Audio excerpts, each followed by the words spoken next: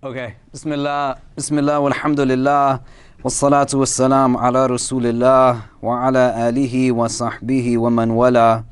So if you want to pull up the text, if you haven't already, it's called the Book of Assistance by Imam Al-Haddad. And you can find a PDF of it pretty easily online. We're on the second chapter that's on intention, what you call niyyah in Arabic. And a quick recap for those who haven't been here for the last few weeks. This is a text that essentially provides a roadmap for one's own spiritual journey, individualized in the sense that you essentially are now able to implement back the practical elements, the abstract elements in a subjective way, but with the recognition that communally we're still able to see how we can lean on each other and support one another in our own respective journeys towards the divine. And the idea with this text is that it presents very easily digestible chapters. Each chapter is about 1 page to 3 pages in length. There might be one in the middle that's a little longer than that. But essentially, you are able to pull from these concise chapters steps that are literal steps in this journey.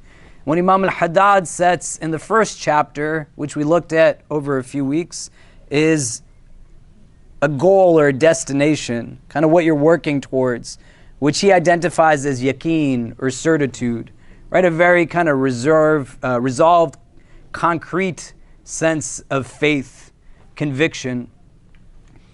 And then the second chapter he sets as intention, which essentially is the idea that you know why you're doing what you're going to do, ideally prior to you doing it, but if not prior to, at some point you get to a place where you can affirm and allow for yourself to bring consciousness to the act that is coming in front of you. Islam as a religion doesn't separate spirituality, ethics, and religion into kind of siloed buckets, but it sees it all synergized together. And so for the duration of this text, you're going to find things that have external elements, inward elements, things that you can do, quote unquote, but also things that you can believe in, things that you can embody, and things that you essentially would allow for yourself in a inward state of not just limited to material existence, but otherworldly existence to get ready for. Does this make sense so far? And the whole idea is to be in a place that says we experience the world a little different. We see it differently. There's going to be people right now who are going to walk outside and they will be Muslim. And they will see every single person dressed in a costume head to toe and will utilize the opportunity to elevate themselves by denigrating somebody else. Speaking poorly and ill of every single person. Look at these people and what they engage in. The Prophet ﷺ found what was inherently beautiful in everyone around him. He saw what was there that was of light and luminosity. Arrogance is not just overt, but it's subtle. May Allah protect us from it. But how you see somebody does not just tell you about them. How you see someone tells you a lot about yourself. It doesn't mean that you walk on the street and every single person that's there suddenly is your best friend and you're not mindful of situations. But you think about it through the prism of what reality actually is and how a vision of the heart can allow for you to still have love, compassion, mercy, understanding for people who live life very differently from you. Does that make sense? Does it? Because the idea isn't to get to a place of separation that says, here's me and here's you, in a way that creates hierarchy that you don't know what any of these people are doing in the late hours of the night. You don't know how it is that they might be spending their daytime hours. We don't know what their private, secret lives are like. The notion is to not cast judgment in a sense that is going to be damaging back to your own inward state. Does that make sense? And I know you all are not people like that, mashallah. but you want to just think about it and what that means and how it becomes telling back to just our own inward states, right? Yeah? And so here now we're in this second chapter on intention. We've looked at the first few paragraphs, and for those who it's your first time, what we do is just read through it sentence by sentence and try to extrapolate meaning. We talk to each other in smaller groups. We discuss back as a larger group and just get through the chapters as we can. This chapter on intention is going to be very important. And we've already talked about this in terms of core beliefs, in terms of habit formation. We've talked about it in a lot of different ways in terms of herd mentality, why it is that we do what we do, and how is it that we can exert more wakefulness, awareness, consciousness in what it is that we have going on in our day-to-day actions. We're not just running on default settings, going kind of in a mode where the presence of our heart and the presence of our mind is not there. I'll give you another example where we talked about the heart last week, and we said the place of intentions in the heart, where it can be captivated by so many other things.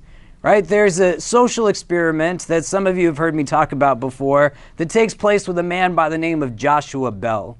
Joshua Bell gets placed onto a DC Metro subway platform during rush hour.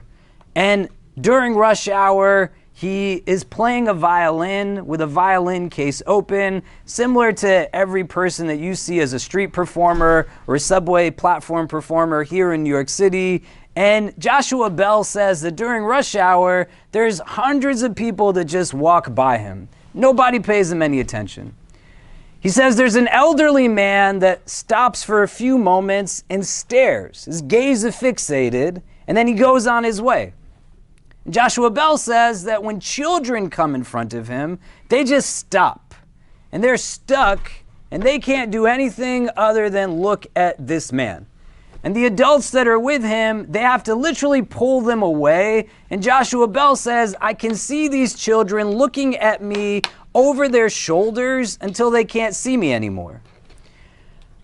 In the 2 or 3 hours that he's there during rush hour, he makes about $10 to $20 at most. And what makes this crazy is that this man, Joshua Bell, is considered to be one of the foremost practitioners of the violin in the world. Then in the days surrounding this social experiment, he is selling out concert hall after concert hall where the tickets start at hundreds of dollars. The violin that he's playing that day itself is valued at $2 million. And all of these people have the opportunity to take in this moment that not only they will experience, but they'll likely tell their kids about or their kids' kids about. And each one of them is passing it by because their hearts are getting pulled by something else. There's something that is distracting them. There's something that is keeping consciousness from being present. And they can't take from this moment of beauty that is literally for them to take. Do you get what I'm saying? And you're like, no, Khalid, music is haram. You shouldn't be looking at the violin anyway. But understand it conceptually and then apply it back to you. You are not just a body that is walking as a physical being in this world. You do have a heart. You have a qalb. You do have an intellect, the aql. You do have a soul, a spirit that makes you unique amongst creation, the ruh. You have sheer will and determination, irada. All of these things exist within you, in addition to being in a place where you then have a physical aspect, the jasad, the badan. But it's not the majority of you, and just because it's most tangible doesn't mean that that should define and dictate. What gets muted quite heavily is the ability to now think inwardly when the outward is the primary focus. You want to lean it right here? Man, that was great. Good job, mashallah. Resourceful. All right. So this thing of intention becomes important What I had asked some of you to do last week leading into this week was just to be in a place where you start to inventory what's going on in your heart and to allow for yourself to have an awareness, a consciousness of it. Did anybody actually do that? You don't have to tell us what you found in there. I'm sure it was really great. Or if you haven't, what makes that difficult to do? What makes it difficult at times to start to look inward in that way and try to then affirm actual conscious intention? Does that question make sense? So maybe you could turn to the person sitting next to you and we can discuss that for a bit, and then we'll come back and then we'll go back to the text. So what makes it hard to affirm or stay consistent in this kind of consciousness or wakefulness? And then we'll come back and we'll discuss.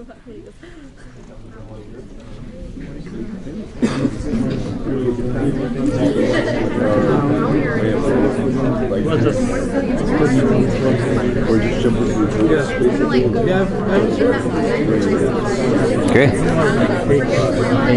Thanks, man.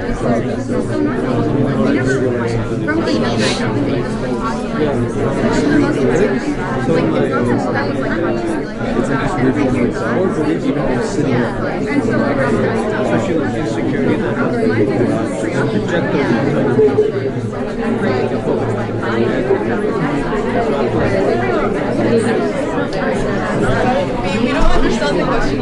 Huh? We don't understand the question. Why is it hard to act consciously as opposed to just on default settings? Yeah. Is it hard? Or is it hard? It might not be. Yeah. No problem. Do people understand the question? The frame? Yeah? Kinda? No? Why are you pretending like you understand it if you don't understand what I'm saying? Let's see what people say when they come back. I said, what makes it difficult to stay consistent with your intentions or to be kind of conscious and wakeful? You know?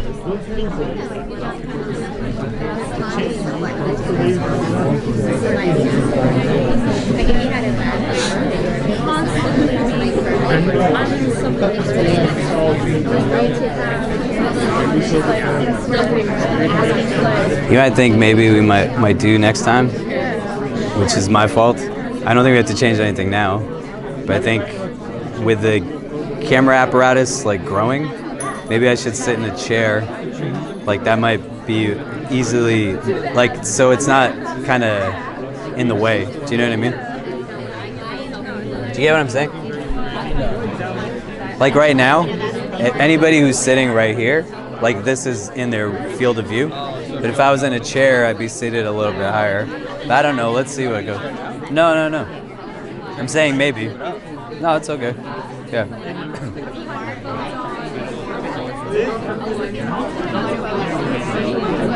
Okay. So let's come back. What do you talk about? What gets in the way or what makes it difficult? Who won? Huh? The pace of life. The pace of life? What does that mean? Life is much faster now than before. Than before what? How old are you? We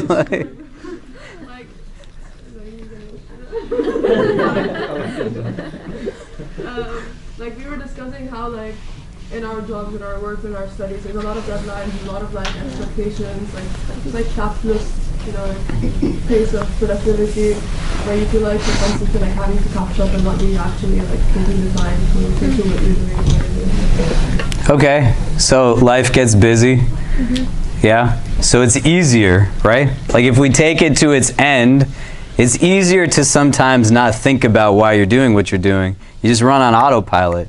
Easier doesn't always mean better, but it's just easier to just not be present. What's the problem with that if you do that? Eventually it catches up to you. Huh?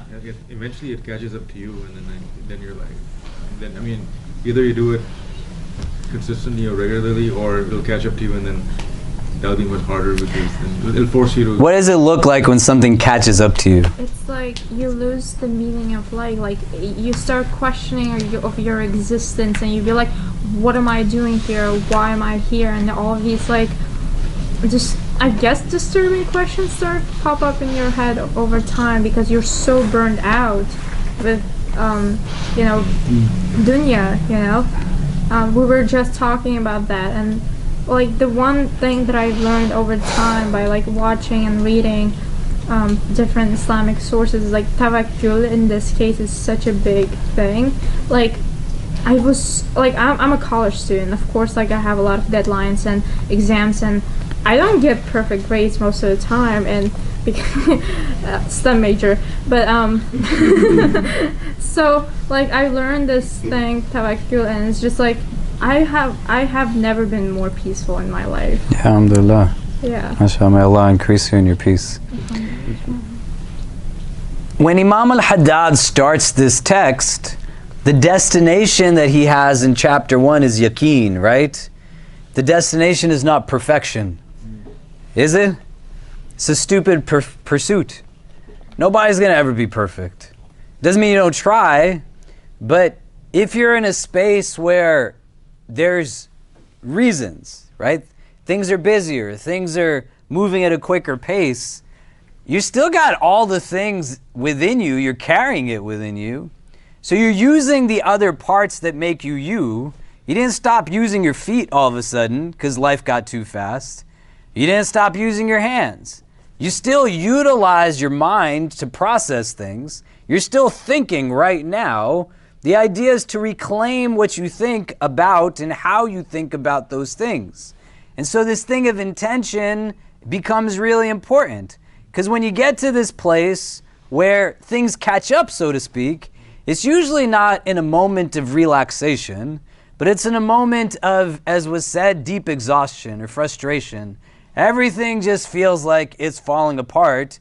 And then in that moment where my emotional self cannot fully be anything other than emotive. And it's not that rationale is not there, but the emotions now overwhelm perspective. I ask myself this question of where am I going? Why am I doing? But it's rhetorical in the sense that I just feel pain at this point. I just don't want to go and do anything more and anything further. There is nobody busier than the Messenger of God, sallallahu alaihi wasallam. He was a father, he was a spouse, he was a leader in every sense of the word, had to deal with everything and anything that was coming to him, but still made time to somehow ask a young boy whose pet bird died if he's doing okay, still made time to play games with his wife, to joke around with his friends. The idea of being able to understand intentional existence necessitates also understanding as an aspiration, it's actually not that hard to do it. And when you think about all the things that get in the way, they're not necessarily other than what they're intending to do, which is to get you to just focus on your body as opposed to focus on your mind and your heart. To look at yourself and not for yourself. What does it take to just, in an instance, be in a place where you take a breath? Have you ever seen somebody who does the same thing 40, 50 times in a row, and they're trying to figure out a way to make it work? A key doesn't go in the lock, I'm just sticking this key in the lock. I'm trying to make it work.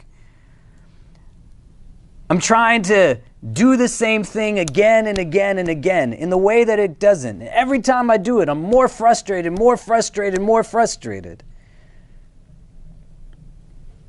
It's like if I tried to pick up a mattress and push it through a door that's just not meant to. And I'm pushing and I'm pushing and I'm pushing. And then I get upset and I get angry and I start kicking and punching it. And then somebody comes and says, "Hey man, are you okay?"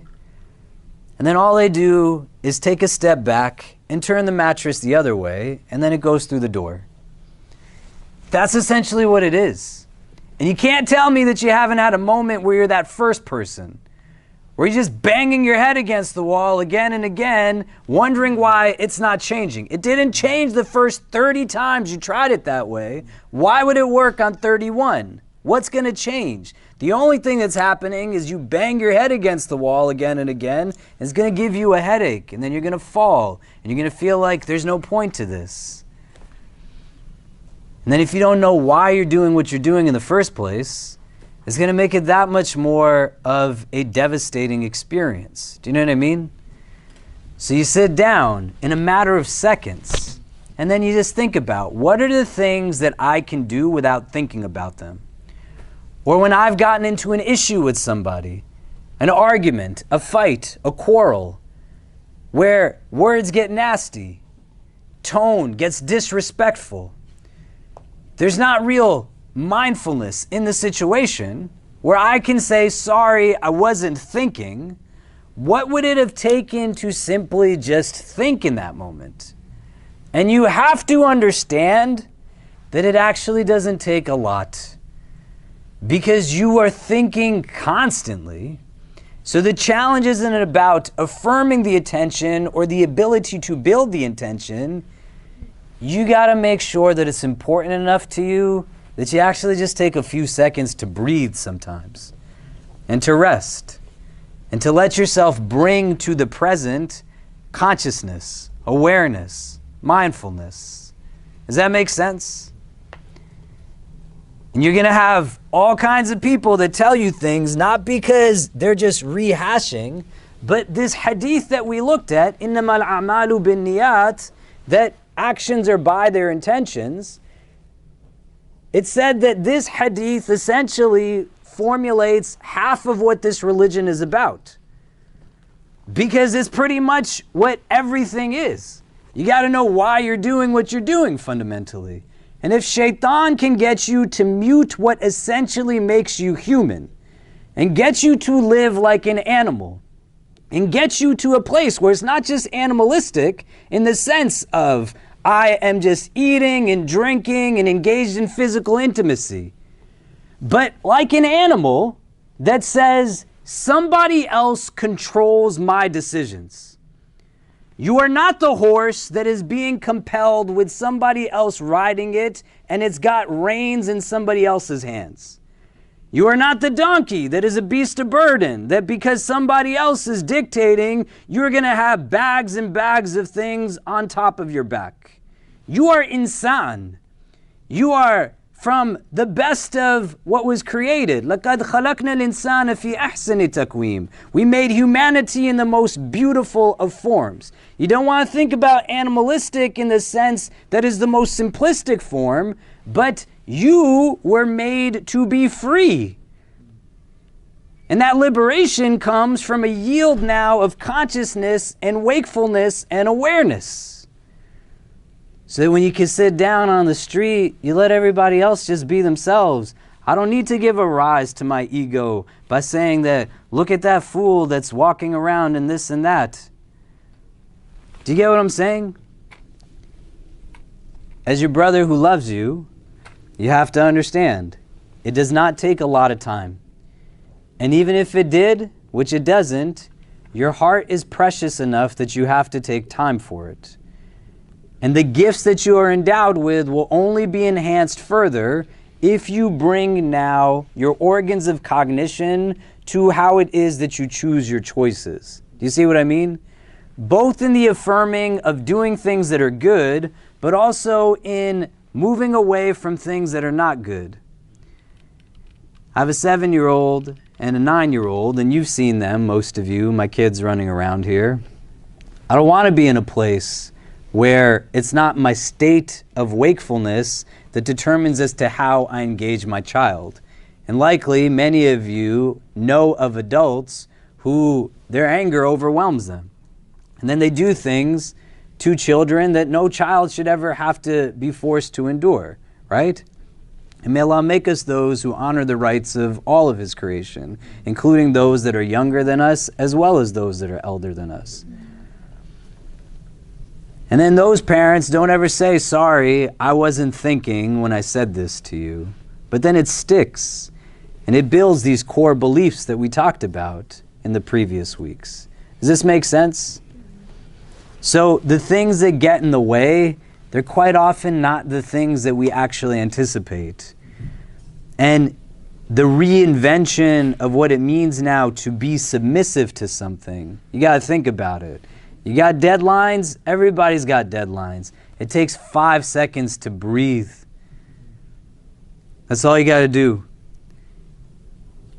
It takes a few minutes to just sit and let it come out, whatever is there. Do you get what I mean? Let's go to the text, and if we can look at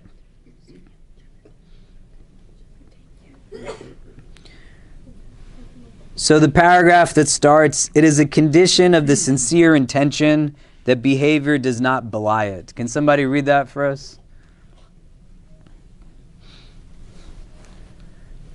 Yeah, go ahead, Omer. So it is a condition of that one? Yeah, can you read loud? Yes. It is a condition of the sincere intention that behavior does not belie it. For instance, a man who seeks knowledge, claiming that his intention is to practice and teach it, will be proved insincere in his intention if, when he becomes able to, he does not do so.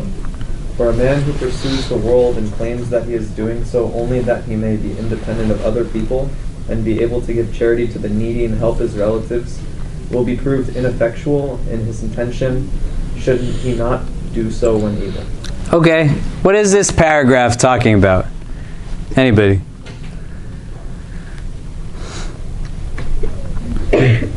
Sometimes we use sort of philanthropy and this idea of doing great things for other people as if that's our actual intention, but it's not. We're actually intending something other than that. We're intending some sort of self-aggrandization or something related to our nefs, and eventually in the pursuit of this materialism that we say is for the sake of other people will be proven. Our true intentions will come out eventually. Mm-hmm. Yeah, right? Somebody says, how do I wrestle and struggle with my intention? Well, one of the ways you can tell and assess the intention is the action that goes along with the intention that you've expressed. This is why intention is in the heart and not on the tongue.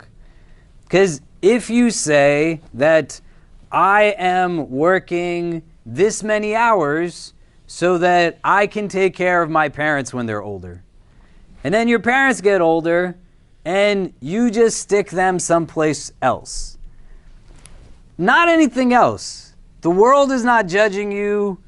Nobody's judging you. You can tell if your act is rooted in the intent if you actually do what you said you would do through the intention. Does that make sense? And you could say, well, is that something that really gets in the way for people? But quite often, yes, it does. Especially if we look at the demographic that we're in right now. Statistically, this is not about aspirations or about dreams, right? It's not about thinking about it in that way. Nor is it about thinking about kind of promises or oaths that we take to the divine, that, Ya Allah, if you give me this, I will do this for you.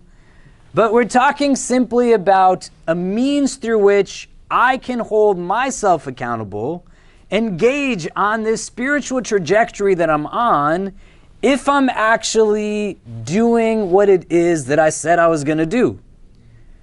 Do you get what I mean? But a lot of what we need to understand ourselves is with ourselves. Right? In Surah Al-Adiyat, you have a verse that's sandwiched between two verses that says, وَإِنَّهُ عَلَى ذَلِكَ لَشَهِيدٌ, that you are essentially a proof about it. You're a witness to yourself.